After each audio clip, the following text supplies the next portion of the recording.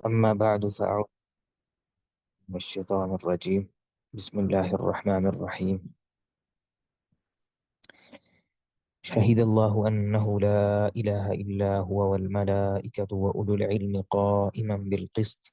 لا إله إلا هو العزيز الحكيم. اللہ تعالیٰ نے سورہ آل عمران میں یہ ارشاد فرمایا کہ شہید اللہ انہ لا الہ الا هو والملائکۃ واولو العلم قائما بالقسط لا الہ الا هو العزیز الحکیم، کہ اللہ تعالیٰ نے گواہی دی کہ حقیقت یہ ہے کہ اس کے سوا کوئی معبود نہیں، اور فرشتوں نے بھی یہ گواہی دی، اور اہل علم نے، علم والوں نے بھی انصاف پر قائم رہتے ہوئے یہی گواہی دی ہے کہ اللہ کے سوا کوئی معبود نہیں ہے، کوئی معبود برحق نہیں ہے۔ یہ آیت کریمہ اہل علم کے فضل اور ان کی فضیلت پر دلالت کرتی ہے۔ عموماً ہمارے ہاں جب علم کی فضیلت کی بات کی جاتی ہے تو اس آیت کو کم ہی پیش کیا جاتا ہے، وگرنہ اس آیت میں اہل علم کی بڑی فضیلت بیان ہوئی۔ حافظ ابن قیم رحمہ اللہ نے اپنی کتاب مفتاح دار السعادہ میں، اور حافظ ابن جماعہ رحمہ اللہ، انہوں نے اپنی کتاب تذکرۃ السامع والمتکلم فی آداب العالم والمتعلم، اس میں اس آیت سے اہل علم کی فضیلت پر استدلال کیا ہے۔ بلکہ حافظ ابن قیم رحمہ اللہ نے تو 10 کے قریب اس آیت سے اہل علم کی فضیلتیں، ان کا استنباط کیا ہے۔ کس طرح سے؟ مثال کے طور پر کہ اللہ تعالیٰ نے اس آیت میں صرف علماء کو دنیا میں سے، زمین میں سے، اہل زمین میں سے صرف علماء کو اپنی توحید کی گواہی دینے والے کے طور پر پیش کیا ہے، کہ اہل علم نے یہ گواہی دی۔ اللہ تعالیٰ نے اہل زمین میں سے صرف علماء کو مختص کیا، تمام انسانوں کو، تمام لوگوں کو اس میں شامل نہیں فرمایا۔ پھر دوسری بات کہ اللہ تعالیٰ نے اس ایک ہی آیت میں اپنی شہادت کو اور علماء کی شہادت کو ساتھ ملا دیا، کہ اللہ تعالیٰ بھی گواہی دیتے ہیں اور اہل علم بھی گواہی دیتے ہیں۔ اور تیسری اس میں اس طرح سے فضیلت ہے کہ اللہ تعالیٰ نے اہل علم کو فرشتوں کے ساتھ ملا دیا، یعنی پہلے اپنا ذکر فرمایا، پھر فرشتوں کا، اور پھر اہل علم کا، کہ ہم تینوں گواہی دیتے ہیں۔ یہ بہت بڑی بات ہے، بہت بڑی بات ہے۔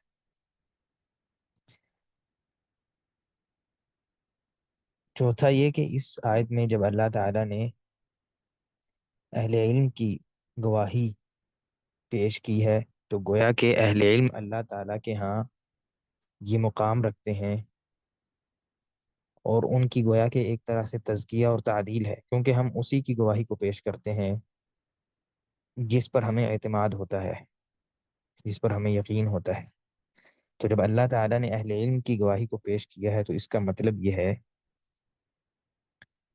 کہ ان کا ایک مقام ہے۔ بہرحال اس کے علاوہ بھی کئی ایک اوجہ علماء نے اس آیت سے بیان کی ہیں۔ اس کے علاوہ علم کی فضیلت آپ کے علم میں ہے اور آپ سنتے بھی رہتے ہیں۔ ہمارا اس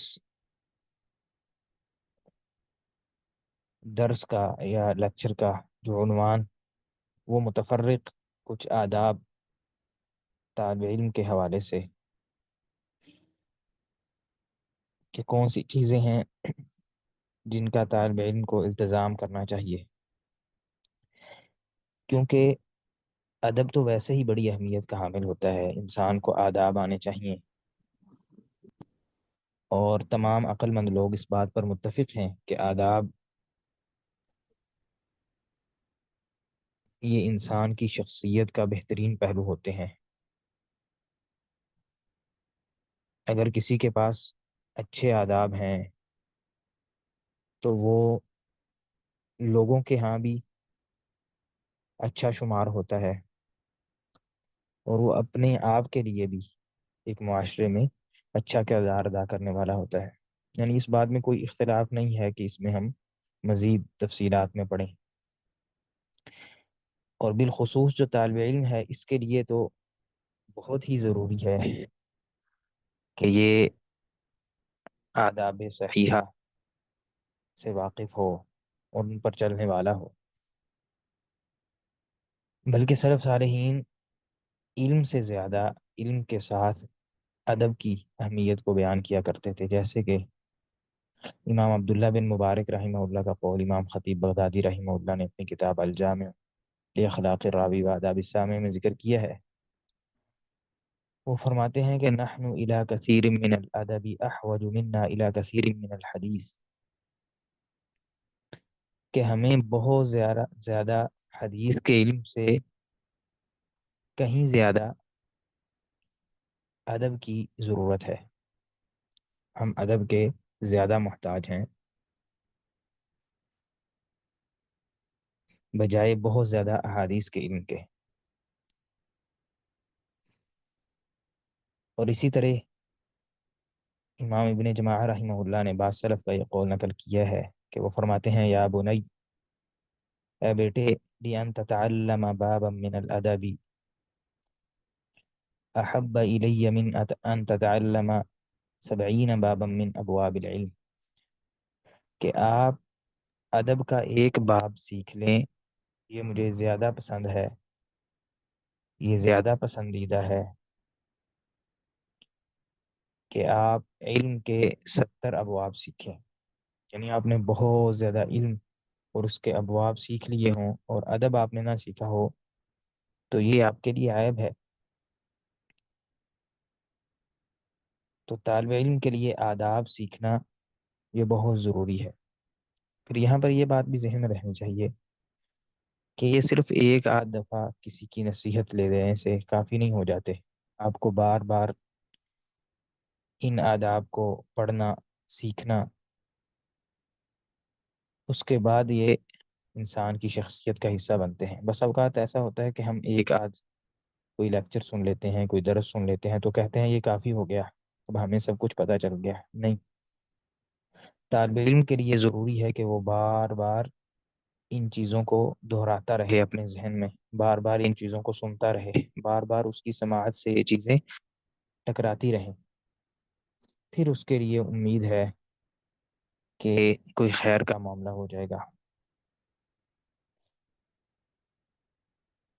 اس میں سب سے پہلی چیز جو بار بار طالب علم کو، آپ کسی بھی جگہ چلے جائیں، کسی بھی ادب سکھانے والے عالم کے پاس بیٹھ جائیں، وہ اس کی نصیحت ضرور کرتا ہے۔ سب سے پہلا ادب حسن نیت کا ہے کہ آپ اپنی نیت کو درست کر لیں۔ نیت کو درست کرنا بڑا اہم معاملہ ہے، اسی لیے ہم تو ایک دفعہ علم کی ابتدا میں شاید یہ سوچ لیتے ہیں کہ ہم نے نیت اپنی درست کر لی ہے تو اسے کافی سمجھ لیتے ہیں۔ ایسا نہیں ہے، بلکہ بعض سلف سے ملتا ہے کہ وہ فرمایا کرتے تھے کل حدیث یحتاج النیہ، ہم جب ایک بھی حدیث سنتے یا پڑھتے ہیں تو اس کے لیے ہمیں نیت کی ضرورت ہوتی ہے کہ ہماری نیت خالص ہو جائے اس میں۔ یعنی ایک ہی دفعہ نیت کر لینا طالب علم کے لیے کافی نہیں ہے کہ اس کی نیت خالص ہو جائے گی بس ایک ہی دفعہ جب اس نے ذہن میں یہ بات سوچ، نہیں، بلکہ بار بار قدم قدم پر اسے اپنی نیت خالص کرنا پڑتی ہے، بار بار اپنے ذہن کو، اپنے دل کو ٹٹولنا پڑتا ہے کہ کیا میری نیت صحیح ہے۔ یہ بہت بڑا خلل ہے جس سے ہم محروم ہیں۔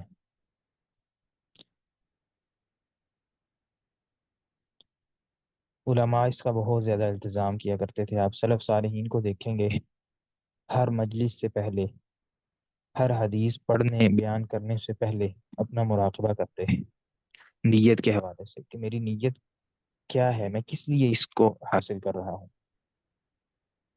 تو حسن نیت میں دو چیزیں بڑی اہم ہیں۔ پہلی چیز ہوتی ہے اخلاص، اللہ تعالیٰ کے لیے خالص آپ علم کو حاصل کریں، اس میں کسی چیز کی کوئی دنیاوی مفاد نہ ہو۔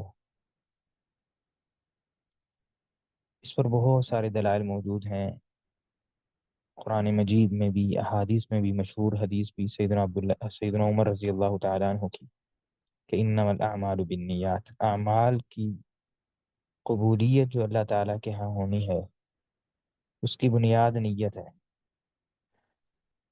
اور انسان کو وہی ملتا ہے، وَإِنَّمَا لِكُلِّ امْرِئٍ مَّا نَوَىٰ، جس چیز کی آپ نیت کر لیتے ہیں آپ کو صرف وہی ملے گا، اس کے علاوہ آپ کو کچھ ملنے والا نہیں ہے۔ جو آپ چاہیں گے آپ کو وہی ملے گا اپنی نیت سے، جس کا آپ نے ارادہ کیا۔ ایسا نہیں کہ آپ نے اپنی معلومات بڑھانے کا صرف ارادہ کیا ہو اور اللہ تعالیٰ آپ کو اس پر ثواب دے دیں، یا آپ نے لوگوں کو دکھانے کے لیے علم حاصل کرنا اس کا ارادہ کیا ہو، تو اللہ تعالیٰ آپ کو اس پر اخلاص کی بنیاد پر جو طالب علم علم حاصل کر رہا ہے اس کے برابر کر دیں، ایسا نہیں ہو سکتا۔ تو یہ جو اخلاص ہے، اس میں دو چیزیں آ جاتی ہیں پھر آگے، ایک تو ریاکاری سے بچنا، اور آپ کو پتہ ہے کہ ریاکاری شرک اصغر ہے، یعنی اسے شرک نبی صلی اللہ علیہ وسلم نے قرار دیا، جیسا کہ آپ صلی اللہ علیہ وسلم نے یہ بات جب ارشاد فرمائی کہ اخوف ما اخاف علیکم الشرک الاصغر، کہ میں شرک اصغر کا سب سے زیادہ تم پر خوف محسوس کرتا ہوں، تو آپ سے پوچھا گیا تو آپ نے فرمایا الریا، یہ ریاکاری جو ہے یہ شرک اصغر ہے۔ اللہ اکبر۔ امام سفیان ثوری رحمہ اللہ کتنے معروف ہیں زہد میں، تقوی میں، الہیت میں، اپنے علم میں، عمل میں، اس کے باوجود وہ فرمایا کرتے تھے ما عالجت شیئا ما عالجت شیئا اشد علی من نیتی، میں نے جتنی بھی چیزوں کا معالجہ کیا ہے، ان کو درست کیا ہے، ان کے ساتھ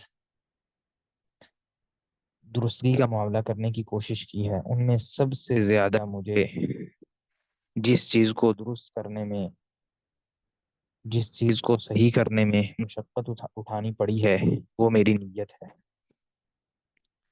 انہا تقلب علی یا تغلب علی، یہ مسلسل مجھ پر غالب آتی رہتی ہے، مسلسل بدلتی رہتی ہے، ادھر کوئی عمل کرنے کے بعد دوسری طرف چلتا ہوں تو یہ نیت جو ہے وہ بدل چکی ہوتی ہے۔ اس کے علاوہ بھی سلف کے بہت زیادہ اس سلسلے میں اقوال موجود ہیں۔ دوسری چیز جو نیت میں اخلاص کے خلل کا باعث بنتی ہے، وہ خود پسندی ہے، کہ انسان اپنے نفس کو اللہ تعالیٰ کے ساتھ شریک کر لے۔ آسان لفظوں میں یہ بات ہے،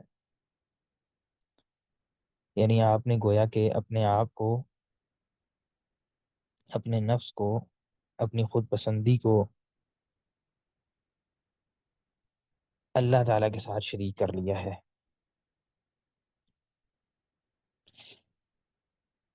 اس کا معنی یہ ہے کہ انسان یہ سمجھے کہ میرے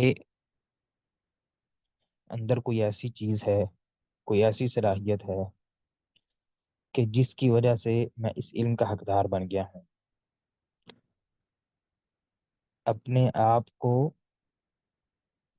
اس قابل سمجھنا کہ میں تو اس قابل تھا کہ مجھے علم حاصل مل گیا، لوگوں میں یہ قابلیت نہیں ہوتی، وہ اس قابل نہیں ہوتے، اس طرح کی بری باتیں اپنے ذہن میں لے آنا، دوسروں کو دیکھ کر حقیر سمجھنا، یہ جو ساری چیزیں ہیں، یہ خود پسندی میں شمار ہوتی ہیں، اور یہ اخلاص کے منافی چیزیں ہیں۔ بلکہ ایک جو بندہ مومن ہے، اس کا وظیفہ یہ ہے کہ وہ اللہ تعالیٰ کے اس احسان کو اپنے اوپر سمجھے کہ یہ اللہ کا احسان ہے۔ جیسا کہ اللہ تعالیٰ نے فرمایا بل اللہ یمن علیکم ان ہداکم للایمان، اللہ تعالیٰ کا تم پر احسان ہے کہ اس نے تمہیں ایمان کی طرف ہدایت دے دی۔ تمہارا کوئی احسان نہیں ہے، تمہارا نفس کوئی اتنی بڑی چیز نہیں تھی کہ اسے یہ خود بخود یہ چیزیں مل جاتی ہیں۔ اللہ تعالیٰ کا اگر احسان نہ ہوتا تو تمہیں یہ علم نہ ملتا۔ وَلَٰكِنَّ اللَّهَ حَبَّبَ إِلَيْكُمُ الْإِيمَانَ وَزَيَّنَهُ فِي قُلُوبِكُمْ، یعنی اللہ تعالیٰ نے تمہارے لیے اس ایمان کو پسند کیا اور اسے تمہارے دلوں کی زینت بنا دیا۔ تو یہ اللہ تعالیٰ کی طرف سے انسان کے لیے خیر ہوتی ہے۔ تیسری چیز جو اس میں ہمیں ذہن میں رکھنی چاہیے، جو اخلاص کے منافی ہے، وہ دنیا کی کوئی چیز حاصل کرنے کے لیے اس علم کو حاصل کر لینا، یہ بھی انسان کے سارے اعمال کو ضائع کر دیتی ہے۔ یعنی آپ جتنا مرضی علم میں وقت لگا لیں، کوشش کرتے رہیں، محنت کرتے رہیں، اگر آپ نے دنیا کی کسی چیز کا ارادہ اس علم کے ذریعے سے کر لیا تو یہ بھی آپ کے اخلاص کے منافی ہو جائے گا اور عمل کو ضائع کرنے کا باعث بن جائے گا۔ جیسا کہ اللہ تعالیٰ فرماتے ہیں من كان يريد الحياة الدنيا وزينتها نوفي إليهم أعمالهم فيها وهم فيها لا يبخسون، کہ جو لوگ دنیا کی زندگی کا ارادہ کر لیتے ہیں، اس کی زیب و زینت کو چاہتے ہیں، تو ہم ان کو اس دنیا میں ان کے اعمال کا بدلہ دے دیں گے۔ یعنی اگر آپ نے علم کے ذریعے سے ترقی چاہا، علم کے ذریعے سے دنیا کا مال و دولت چاہا، تو یہ آپ کو مل جائے گا اور پورا پورا مل جائے گا۔ اللہ فرماتے ہیں ہم اس میں کوئی کمی نہیں کریں گے۔ لیکن اصل اگلا مسئلہ ہے اولئک الذین لیس لہم فی الآخرۃ الا النار، پھر آخرت میں ان کے لیے آگ کے سوا کچھ نہیں ہوگا۔ وحبط ما صنعوا فیہا وباطل ما كانوا یعملون، جو بھی انہوں نے کیا ہوگا وہ برباد ہو جائے گا، جو بھی عمل کرتے رہیں وہ باطل ختم ہو جانے والے ہو جائیں گے، یعنی ان کا اللہ تعالیٰ کے ہاں انہیں کوئی بدلہ ملنے والا نہیں ہوگا۔ تو بہرحال خلاصہ یہ ہوا کہ نیت میں سب سے پہلی چیز اخلاص ہے، اور اخلاص میں تین چیزیں آتی ہیں۔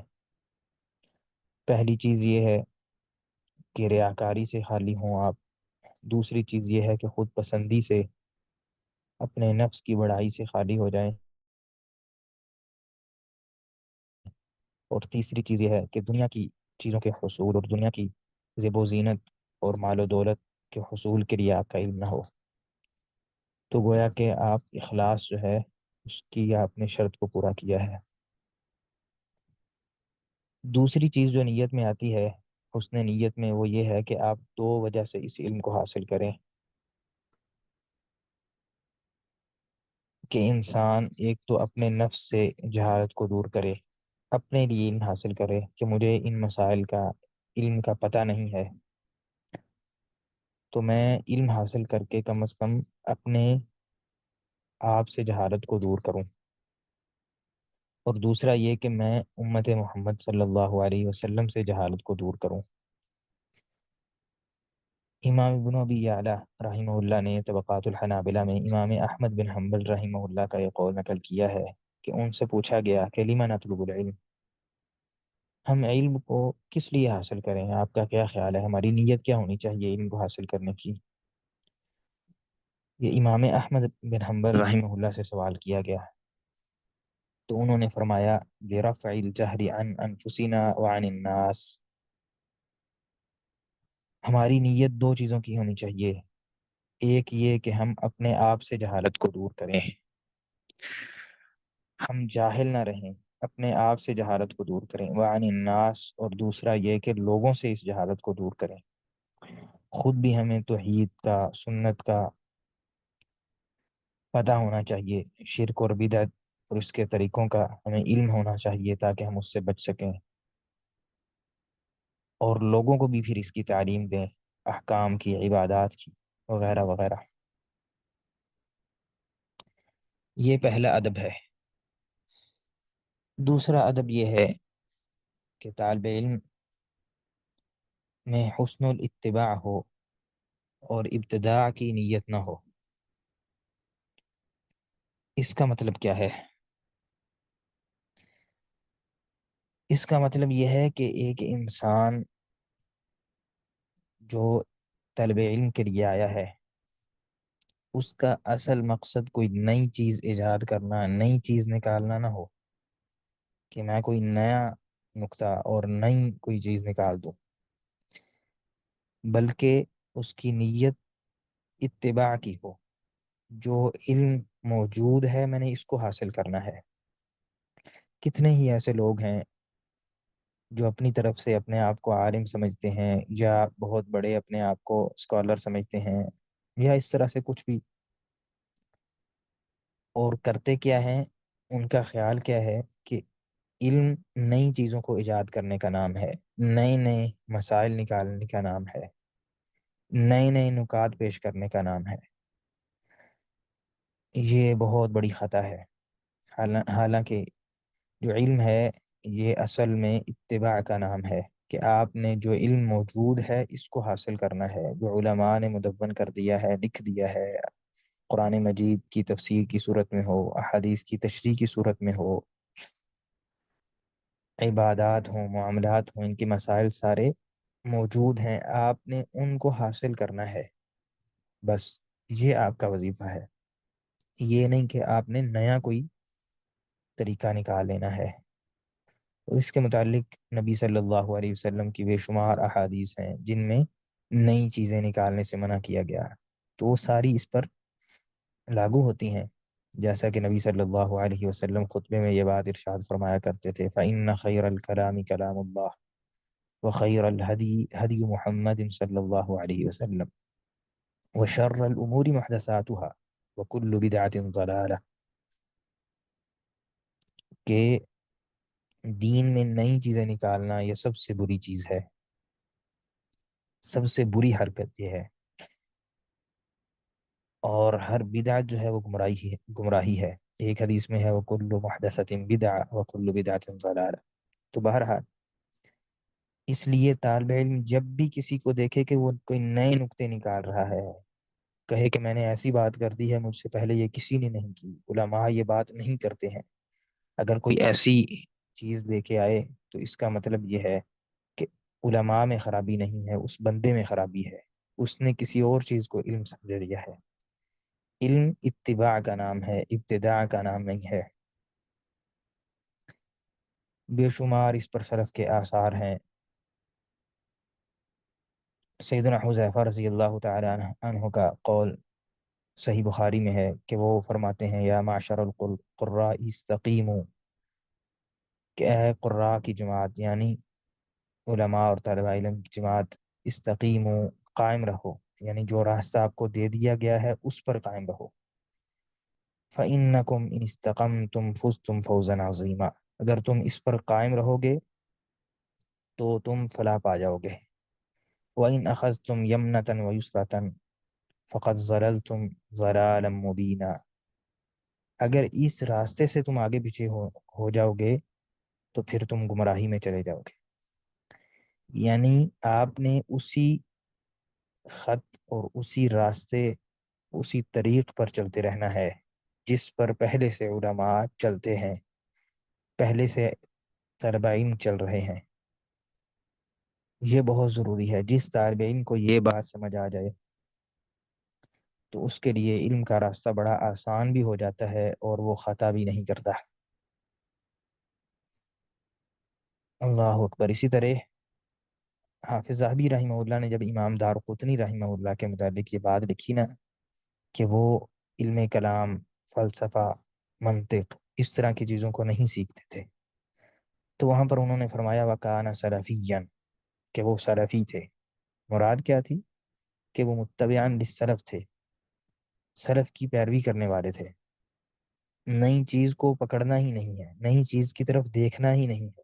کوئی بندہ نئی چیز لے کے آئے، آپ اس کی طرف سر اٹھا کے دیکھنا شروع کر دیں، اس کا مطلب آپ طالب علم نہیں ہیں، آپ میں آداب طالب علم جانے نہیں ہیں ابھی تک۔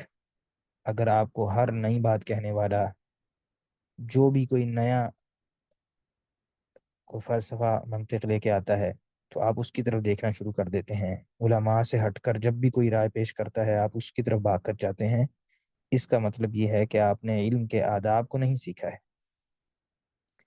کیونکہ علم کے بڑے آداب میں سے ہے کہ انسان اتباع کرے، ابتداع سے دور رہے، نئی چیزیں نکالنے سے دور رہے. تیسرا ادب طالب علم کے لیے یہ ہے، اور یہ بڑا ہی اہم ہے، وہ یہ ہے کہ علم پر عمل کرنا. علم پر عمل کرنا، صرف علم کو برائے علم، برائے معلومات ہی حاصل کرتے رہنا، یہ بہت بڑا خلل ہے طالب علم میں. کہ آپ بہت زیادہ دن کو بھی چیزیں پڑھ رہے ہوں، رات کو بھی پڑھ رہے ہوں، بہت زیادہ محاضرات لیکچرز لے رہے ہوں، لیکن جب عمل کی باری آئے تو پھر آپ میں عمل نظر نہ آئے. حالانکہ علم کا جو ثمرہ ہے، پھل ہے، وہ علم ہے. اگر آپ نے علم حاصل کر کے عمل نہیں کیا تو گویا کہ آپ کے ابھی طریقہ علم میں، حصول علم کے طریقے میں خلل واقع ہے. امام احمد رحمہ اللہ کا قول ہے، وہ فرمایا کرتے تھے اہل الحدیث عندنا من یستعمل الحدیث. ہمارے نزدیک اہل حدیث، حدیث کا طالب علم وہ ہوتا ہے جو حدیث پر عمل کرتا ہے. ہم اسے حدیث کا طالب علم سمجھتے ہیں جو حدیث پر عمل کرنے والا ہو. جو حدیث پر عمل کرنے والا نہیں ہے گویا کہ وہ ہمارے نزدیک اہل حدیث یعنی طالب علم نہیں ہے، حدیث کا محدثین میں سے شمار نہیں ہوگا. یہاں پر یہ بات بھی ذہن میں رکھنی چاہیے کہ علم حاصل کرنے کے بعد آپ کو دو چیزیں سامنے آتی ہیں کہ بعض علم واجب ہے. علم کے حصول کے بعد ایک چیز جو آپ کو سمجھ آتی ہے وہ یہ ہے کہ عمل جب ہم نے کرنا ہے تو بعض چیزیں ہم پر واجب ہیں اور بعض مستحب ہیں. یہ تو طالب علم کے لیے ممکن ہی نہیں ہے کہ وہ واجبات کو چھوڑ رہا ہو. مثال کے طور پر وہ نماز نہ پڑھ رہا ہو، یہ تو ممکن ہی نہیں ہے، یعنی ناممکنات میں سے ہے. اور یا اس کے علاوہ کوئی اور واجب چھوڑ رہا ہو. جو چیز اللہ تعالی نے واجب کی ہے عمل میں، اس کو چھوڑنا تو طالب علم کے لیے ممکن ہی نہیں. دوسرا، مستحب جو عمل ہوتے ہیں طالب علم کے لیے ان کو کرنا، مستحبات کو کرنا، یہ بھی آداب میں شامل ہے. یہ نہیں کہ مستحبات صرف لوگوں کے لیے رکھے ہوں، سنتیں جو ہیں وہ صرف لوگوں کو بتانے کے لیے ہوں، خود عمل نہ کر رہا ہو. خود صرف اس کو پتا جب چل گیا کہ یہ سنت ہے تو بس چھوڑ دیا ہے، اس سے کون سا گناہ ہو جانا ہے. یہ طلبہ میں بہت بڑا خلل ہے کہ جیسے ہی کسی چیز کے متعلق پتہ چل جاتا ہے، پڑھ لیتے ہیں کہ یہ سنت ہے، پھر اس میں تہاون شروع کر دیتے ہیں، سستی شروع کر دیتے ہیں. اسی لیے حافظ بن رجب رحمہ اللہ نے یہ بات جامع العلوم والحکم میں لکھی ہے. وہ فرماتے ہیں ان السلف ما كانوا يفرقون للناس بين الواجب والمستحب والمکروہ والمحرم، کہ سلف صالحین لوگوں کے لیے واجب، مستحب، مکروہ، حرام اس میں فرق نہیں کیا کرتے تھے. بل كانوا يدعون الناس الى فعل ما امر الله ورسوله وما جاءت به الشريعة به وما جاءت الشريعة به، ويدعون الناس إلى ترك ما نهت الشريعة عنه من غير تفريق بين محرم ومکروہ. کہ انہوں نے لوگوں کے لیے، عام لوگوں کے لیے صرف دو ہی چیزیں رکھی ہوئی تھیں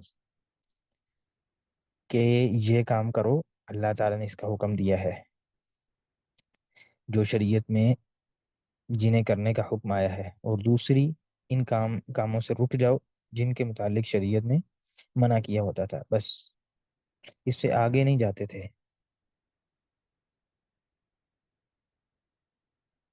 تو یہ جو طالب علم میں خلل آ جاتا ہے اس کا بہت زیادہ تدارک کرنا چاہیے. ہم نے جس طرح سے لوگوں کو علم منتقل کرنا ہے، اسی طرح ہم نے عمل بھی منتقل کرنا ہے۔ لوگوں کے سامنے صرف علم کی باتیں کر کے ہم نے خاموش نہیں ہو جانا، بلکہ ان کو ہم نے عمل کر کے بھی بتانا ہے کہ اس طرح سے زندگی گزارتے ہیں مستحبات کے ساتھ۔ اس لیے ہمیں سلف صالحین جب نیک لوگ ان کی سیرت کو پڑھتے ہیں تو ہمیں یہ بات معلوم ہوتی ہے کہ وہ سنتوں کے کس قدر دل دادا تھے، کس قدر سنتوں پر عمل کرنے والے تھے۔ ایسا نہیں سوچتے تھے کہ یہ تو سنت ہے اور اس کو چھوڑ دیا، نہیں، بلکہ لوگوں سے زیادہ آگے بڑھ کر عمل کرنے والے۔ طالب علم جس طرح علم میں سب سے آگے ہوتا ہے، اسی طرح اس کو چاہیے کہ وہ عمل میں بھی سب سے آگے ہو۔ اگر وہ علم میں تو آگے ہے اور عمل میں آگے نہیں ہے تو یہ اس کے لیے بہت بڑا خلل ہے، خرابی ہے۔ بہرحال چوتھا ادب یہ ہے حسن السؤال۔ طالب علم کو سوال کرنے کا طریقہ آتا ہو، علم کو پوچھنے کا طریقہ آتا ہو۔ دیکھیے، ایک تو عام لوگ ہوتے ہیں نا، جن بیچاروں کے پاس علم ہی نہیں ہے، جاہل ہیں، عامت الناس ہیں، وہ تو جیسے بھی سوال کریں، جیسے بھی کسی سے کوئی مسئلہ ان کو درپیش ہو پوچھ لیں تو ٹھیک ہے، چل جائے گا۔ بلکہ اس میں کوئی عیب والی بات بھی نہیں ہے کہ وہ بیچارے ان کو پتہ ہی نہیں کہ کیسے سوال کرنا ہے اور کیسے نہیں کرنا۔ اس لیے نبی کریم صلی اللہ علیہ وسلم کو بسا اوقات راستے میں روک کر کوئی عام لوگ سوال کرنا شروع کر دیتے، آپ صلی اللہ علیہ وسلم جواب دیتے۔ آپ صلی اللہ علیہ وسلم کو اونچی آواز سے بھی حج کے موقع پر بعض لوگوں نے دور سے ہی سوال کیا، آپ صلی اللہ علیہ وسلم نے دور سے ہی ان کو جواب دے دیا اونچی آواز کر کے۔ یعنی عامت الناس، عام لوگ جو ہیں ان کے لیے تو صحیح ہے، لیکن ایک طالب علم کے لیے باقاعدہ مشق اس کے لیے ہونی چاہیے، اس کو پتا ہو کہ میں نے کون سا سوال کرنا ہے اور کس سوال کے ذریعے سے میں کوئی چیز سیکھ سکتا ہوں، کون سے سوال فضول ہیں جن کا کوئی فائدہ نہیں ہے، اور کون سے سوال جن کا فائدہ ہے اور ان کو کیسے پوچھا جائے کہ اس سے مجھے علم حاصل ہو۔ اس لیے علماء باقاعدہ اس پر کتابیں بھی لکھتے تھے کہ آپ نے کس طرح سے سوال کرنا ہے یا کس طرح سے علم کو ایک فقیہ یا متفقہ سے پوچھنا ہے۔ خطیب بغدادی رحمہ اللہ، ان کی اس پہ کتاب ہے، اور علماء کی کتابوں کے اندر فصول موجود ہیں کہ طالب علم کس طرح سے سوال کرے گا۔ امام زہری رحمہ اللہ کا یہ قول امام ابن عبد البر رحمہ اللہ نے جامع بیان العلم و حسن میں ذکر کیا ہے۔ وہ فرماتے ہیں العلم خزائن، جو علم ہے نا یہ خزانہ ہے، خزانوں کا مجموعہ ہے، بہت بڑا خزانہ ہے۔ والسؤال مفاتیحہ، اور جو سوال ہے یہ اس کی چابی ہے، کنجی ہے۔ اسی طرح وہب بن منبہ رحمہ اللہ جو تابعی ہیں، وہ فرماتے ہیں حسن السؤال نصف العلم، اچھا سوال کرنا، بہترین انداز میں سوال کو پیش کرنا، یہ آدھا علم ہے۔ اگر آپ کو سوال کرنے کا طریقہ آ گیا ہے اور آپ کو مفید سوال اور غیر مفید سوال میں فرق سمجھ آ گیا ہے تو گویا کہ آپ علم کے راستے پر چل پڑے ہیں۔ بعض طلبہ علم حاصل کر رہے ہوتے ہیں لیکن ہم انہیں دیکھتے ہیں کہ بالکل فضول چیزیں پوچھ رہے ہوتے ہیں جن کا انہیں بھی پتہ ہے کہ کوئی فائدہ نہیں ہے، نہ دنیا میں نہ آخرت۔ تو یہ جو چیزیں ہیں بسا اوقات ہمیں علم کے راستے سے دور کر دیتی ہیں۔ اس سے اگلا جو پانچواں ادب یہ ہے المذاکرہ، کہ طالب علم مذاکرہ کرے۔ مذاکرہ کیا ہے؟ آپ کسی استاذ کے ساتھ جو آپ سے زیادہ علم والا ہے، یا اپنے طالب علم ساتھی کے ساتھ جو آپ کے برابر ہے یا آپ سے نچلے طبقے پر ہے، اس سے علم کی باتیں کریں، جو آپ نے علم حاصل کیا ہے اس کی باتیں کریں، یہ مذاکرہ ہے، اس کی بڑی اہمیت ہے۔ جب آپ کسی سے مذاکرہ کر لیتے ہیں اور آپ اس کا تجربہ کر سکتے ہیں کہ کبھی آپ نے کوئی علم کی بات سیکھی ہے، اس کو آپ جب کسی سے شیئر کرتے ہیں تو ایک تو آپ کی معلومات اس میں راسخ ہو جاتی ہیں، پختہ ہو جاتی ہیں، دوسرا مزید ایسی باتیں آپ کو پتہ چل جاتی ہیں جو آپ کے ذہن میں بھی نہیں تھی۔ اس کی اہمیت پر بھی بہت سارے سلف کے اقوال موجود ہیں۔ امام دارمی رحمہ اللہ نے اپنی سنن کے مقدمے میں ان کو ذکر کیا ہے، جن کی تفصیل بیان کرنا لمبی ہو جائے گی، لیکن بہرحال طالب علم کے آداب میں سے ہے کہ اس کی باتیں علم کے متعلق ہوں۔ جب دو طالب علم بیٹھے ہوں تو یہ نہیں کہ فلاں نے یہ کہا، فلاں ایسے کر رہا ہے، ایسی چیزوں میں مشغول نہ ہو، بلکہ اس کا مذاکرہ علم کی باتوں میں ہو کہ ہم نے یہ مسئلہ پڑھا تھا، یہ ایسے ہے، یا یہ ہم نے چیز پڑھی تھی وہ ایسے ہے۔ اور بہت سارے علماء کے ایسے واقعات ملتے ہیں کہ وہ جو بھی علم کی بات پڑھ لیتے تھے اس کو کم از کم ایک دفعہ ضرور کسی کے ساتھ دہراتے تھے۔ اگر آپ علم کو مذاکرے سے کے ذریعے سے دہراتے نہیں ہیں تو یہ راسخ نہیں ہوتا، آپ کے پاس نکل جاتا ہے۔ تو بہرحال مذاکرہ جو ہے یہ علم کے ابواب میں سے ایک بہت بڑا باب ہے۔ چھٹا ادب یہ ہے کہ انسان اپنے معلم، اپنے استاذ، اپنے ٹیچر، اس کے متعلق خیر خواہی اور اچھے جذبات رکھے۔ جس وقت ایک طالب علم اپنے استاد سے متنفر ہو جاتا ہے یا اس کے متعلق اس کے دل میں نیک جذبات اور اچھے جذبات نہیں رہتے، وہ کبھی بھی علم اس استاد سے حاصل نہیں کر سکتا اور اس سے استفادہ نہیں کر سکتا۔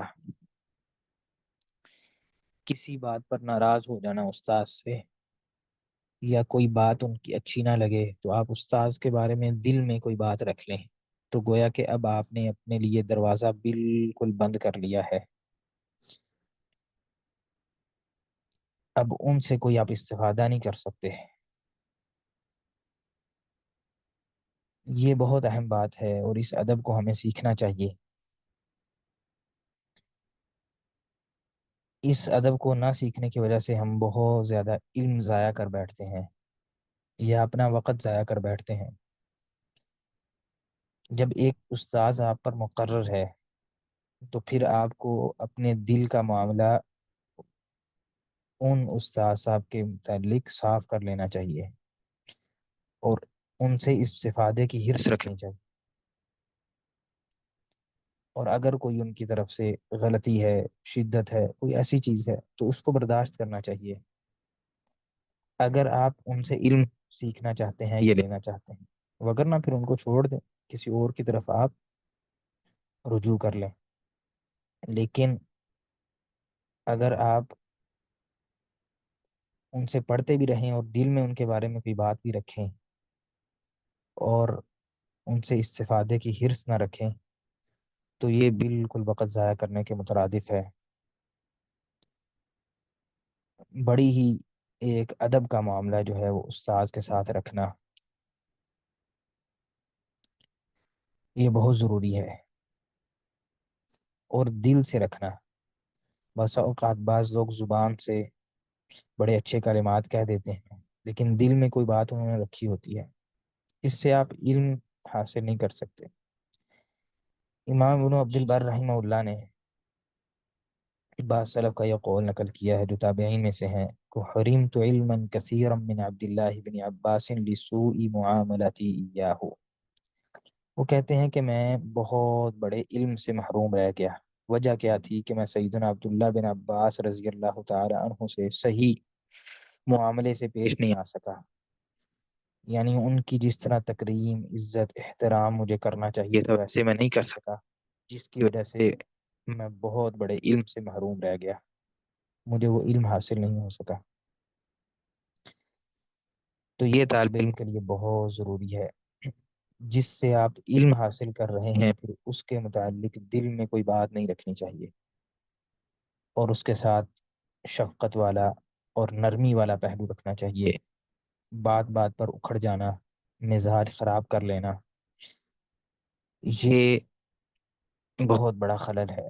ہلکی سی کسی استاد نے بات کر دی تو یہ تو ایسا اور ایسا ہے، یعنی اس طرح کی باتیں سوچنے لگ جانا نہیں، بلکہ ہمیشہ عفوی انداز رکھنا۔ عفوی انداز سے مراد یہ ہے کہ ہمیشہ ایک نرمی کا پہلو ان کے لیے رکھنا۔ جیسے اگر کوئی ہم سے بڑا ہو تو ہم ایک عفوی انداز اختیار کرتے ہیں، ان کی غلطی بھی ہو تو ہم معذرت کر لیتے ہیں، چلیں خیر ہے، سوری کر لیں، یعنی اس طرح سے ایک عفوی انداز رکھنا بجائے کہ مقابلے کا انداز رکھنا۔ اور بڑی ہی خرابی واقع ہو گئی ہے جب سے ہمارے ہاں یہ جو علم کو باقاعدہ ایک مارکیٹ کے طور پر پیش کیا جاتا ہے، طالب علم اپنے آپ کو استاد کے برابر سمجھتا ہے کہ میں اس کے برابر ہوں، میں بھی انسان ہوں، یہ بھی انسان ہے۔ جی ٹھیک ہے، آپ بھی انسان ہیں اور وہ بھی انسان ہے، لیکن ایک استاذ کا مقام ہے، ادب ہے، آپ اس کے برابر نہیں ہیں کہ آپ اس سے ایسے مقابلہ کریں جیسے دو سوکنے مقابلہ کرتی ہیں۔ یہ بڑی ہی، یعنی یہ میں نے مثال اور یہ الفاظ اس لیے استعمال کیے ہیں کہ آپ کے ذہن میں یہ تصور واضح ہو جائے کہ کھینچا تانی والا معاملہ استاد کے ساتھ کرنا اور مقابلے کی ایک کیفیت رکھنا ہمیشہ، یہ درست معاملہ نہیں ہے۔ اللہ تعالی ہمیں اس سے محفوظ فرمائے۔ ساتواں ادب یہ ہے کہ حسد کو چھوڑ دینا۔ یہ بہت بڑی خرابی جو ہمارے ہاں طالبہ میں واقع ہو جاتی ہے، اور بالخصوص آپ کے ساتھ جو طالب علم علم حاصل کر رہے ہوتے ہیں ان کے متعلق حسد کر لینا۔ بسا اوقات کوئی طالب علم آپ سے زیادہ ذہین ہے، فطین ہے، وہ زیادہ علم حاصل کرنے میں تیز ہے، تو اس سے حسد کر لینا، یا استاذ نے ایک طالب علم کی تعریف کر دی ہے تو پھر حسد کر لینا کہ اس کی بڑی تعریفیں ہوتی ہیں، یہ بہت بڑی خرابی ہمارے ہاں طلبہ میں پائی جاتی ہے، یہ بالکل نہیں ہونی چاہیے۔ بلکہ اللہ تعالیٰ نے یہودیوں کی یہ صفت بیان کی ہے، ام یحسدون الناس علی ما آتاہم اللہ من فضلہ، کیا یہ لوگوں سے اس بات پر حسد کرتے ہیں کہ جو ہم نے ان کو فضل عطا کیا؟ یعنی اگر کسی طالب علم کو آپ سے زیادہ اللہ تعالیٰ نے ذہانت عطا کی ہے، اس کو تسلیم کر لیں، اس میں کیا خرابی کی بات ہے کہ اس کو اللہ تعالیٰ نے مجھ سے زیادہ اس چیز کو سمجھنے کی صلاحیت دی ہے، یہ اللہ تعالیٰ کی تقسیم ہے، اللہ تعالیٰ کا فضل ہے۔ اس لیے حافظ ابن تیمیہ رحمہ اللہ شیخ الاسلام، انہوں نے اس آیت سے ہی استنباط کرتے ہوئے فرمایا ہے کہ الحسد فی العلم من صفات الیہود، علم میں حسد کرنا، علم میں حسد کر لینا، یہ یہودیوں کی صفات میں سے ہے کہ آپ علم میں حسد کر رہے ہیں۔ علم ایسی چیز نہیں ہے کہ جس میں حسد کیا جائے، اور بلکہ انسان حسد تب کرتا ہے جب وہ دوسروں سے ترفع اور اونچا ہونا چاہے، تو اگر کسی طالب علم میں یہ صفت آ گئی ہے تو یہ تو اور ہی خرابی کا باعث ہے۔ جیسا کہ امام فضیل بن عیاض رحمہ اللہ وہ فرماتے ہیں، ما من احد احب الریاست الا حسد وبغى وتتبع عیوب الناس وکرہ ان یذکر احد بخیر، جو بندہ اپنے آپ کی بلندی چاہتا ہے، بلند ہونا چاہتا ہے، اونچا ہونا چاہتا ہے، وہ لازمی طور پر حسد کرتا ہے، سرکشی کرتا ہے، اور لوگوں کے عیوب کو تلاش کرتا ہے، اور اسے بڑی تکلیف ہوتی ہے کہ کسی کی کوئی بھی اچھائی بیان کی جائے۔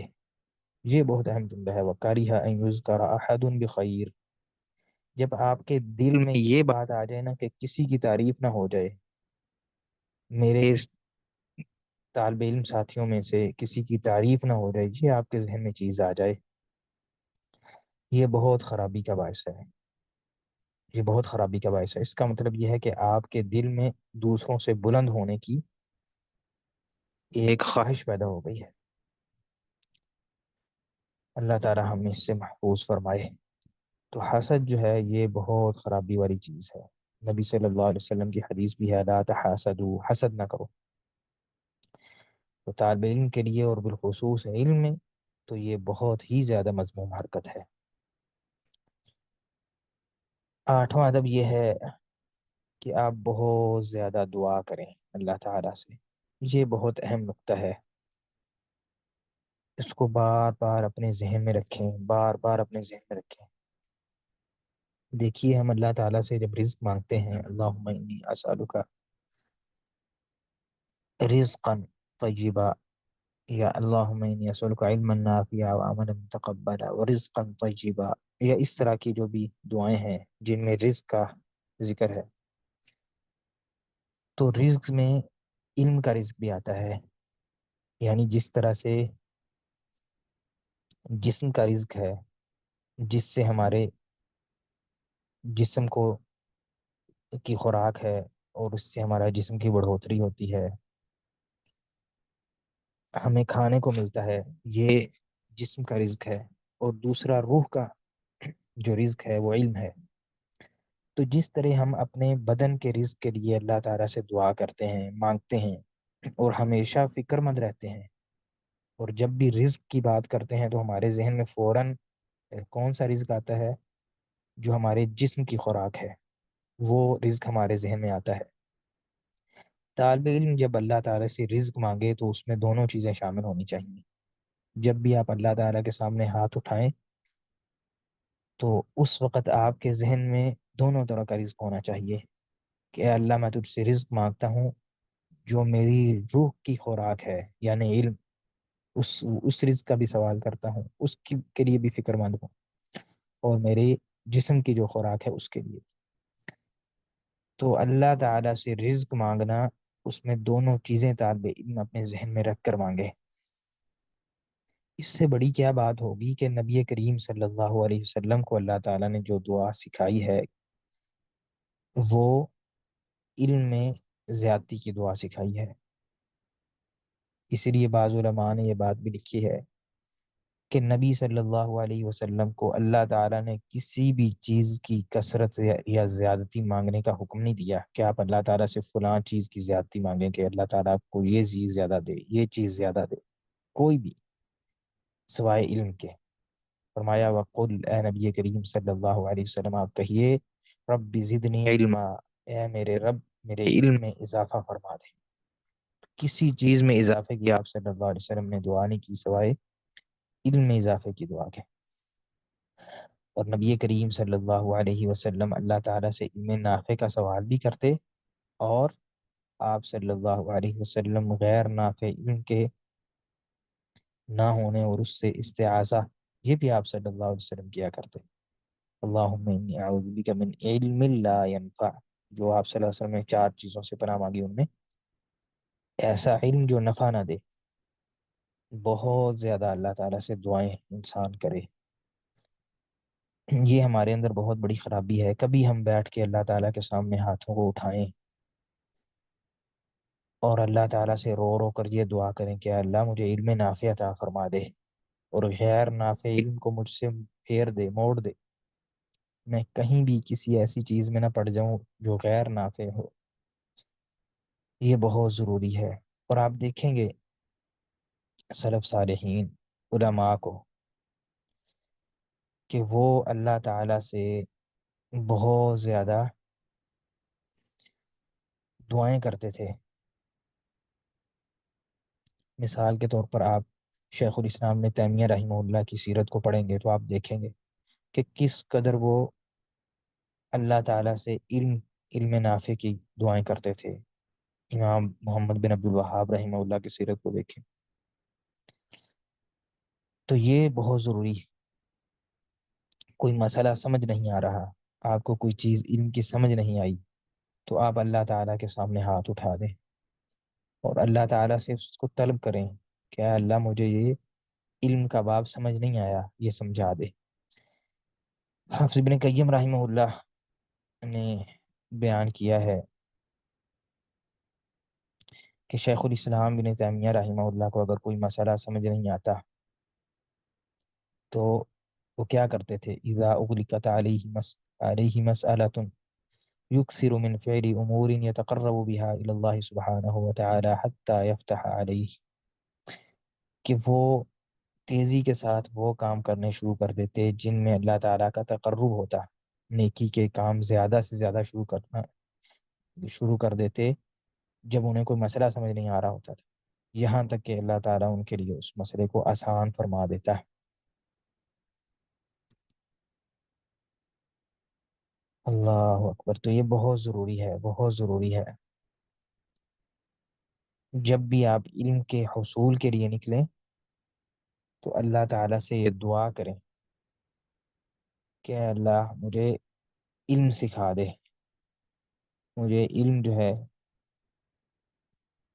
اس میں نفع مند میرے لیے بنا دے۔ اس کے ساتھ یہ مزید آداب میں سے یہ بھی ہے کہ طالب علم اپنے وقت کی بہت زیادہ حفاظت کرے۔ یہ ہمارے ہاں بہت خرابی اس وقت واقع ہو چکی ہے، جب سے ہمارے پاس موبائل آئے ہیں فضولیات میں وقت بہت زیادہ ہم نے گزارنا شروع کر دیا ہے۔ یہ طالب علم کے لیے بڑی ہی خطرے اور خرابی والی بات ہے کہ وہ بہت زیادہ فضولیات میں وقت گزارنا شروع کر دے، اپنے وقت کو قیمتی نہ سمجھے۔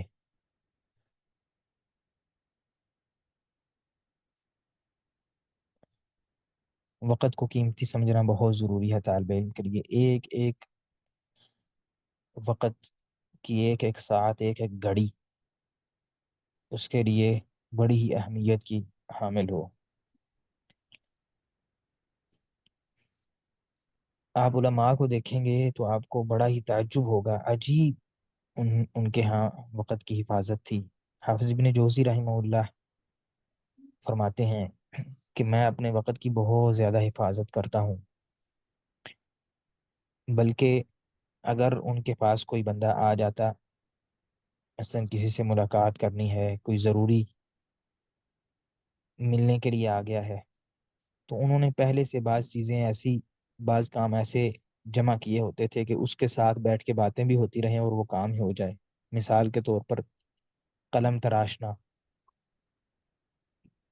اور آگ کو سیدھا کرنا، ترتیب لگانی، اس طرح کی چیزیں وہ چھوڑ دیتے تھے کہ جب کوئی آ کے بیٹھے گا تو اب اس وقت میں لکھ نہیں سکوں گا، پڑھ نہیں سکوں گا، تو یہ کام، یہ وقت میں اب لکھنے پڑھنے میں لگا دیتا ہوں، اور یہ جو اوراق سیدھے کرنے والا ہے، قلم تراشنے والا ہے، یہ جب کوئی آ کے بیٹھے گا ادھر جو ٹائم ضائع ہوگا وہ میں ٹائم ضائع نہ کروں۔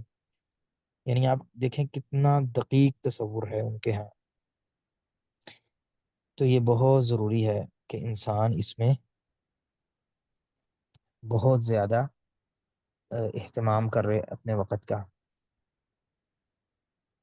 تو بہرحال یہ کچھ اہم آداب اور چیزیں تھیں متفرقات جو آپ کے سامنے رکھے ہیں، ان کا بہت زیادہ اہتمام ہونا چاہیے ہماری زندگی میں، اور اپنے نفس کی شرارتوں اور اپنے نفس کی خرابیوں پر بہت زیادہ ایک طالب علم کو نظر رکھنی چاہیے۔ جو طالب علم اپنے نفس کو نہیں جانتا، اپنے آپ کو نہیں جانتا، اور اس کی خرابیوں کو اور اس میں پیدا ہونے والی چیزوں کو نہیں جانتا، وہ طالب علم بڑی ہی خرابی میں واقع ہو جاتا ہے۔ اپنے آپ کے ساتھ سچا ہو، اپنے آپ کے ساتھ طالب علم سچا ہو۔ یا ایھا الذین آمنوا اتقوا اللہ وکونوا مع الصادقین۔ اپنے آپ کو دھوکے میں نہ رکھیں میں بہت کچھ کر رہا ہوں، اپنے نفس کو دھوکے میں نہ رکھیں، بلکہ آپ اپنے نفس کے ساتھ بالکل واضح رہیں اور بالکل وضاحت کے ساتھ رہیں۔ ہم اسی پر اکتفا کرتے ہیں، انشاءاللہ امید ہے کہ ان میں سے بہت ساری چیزیں مفید ہوں گی ایک طالب علم کے لیے۔ اللہ تعالی ہمیں ان پر عمل کرنے کی توفیق عطا فرمائے اور ہمیں اللہ تعالی صحیح معنوں میں طالب علم بنا دے۔ سبحانک اللہم و بحمدک اشہد ان لا الہ الا انت استغفرک و اتوب الیک۔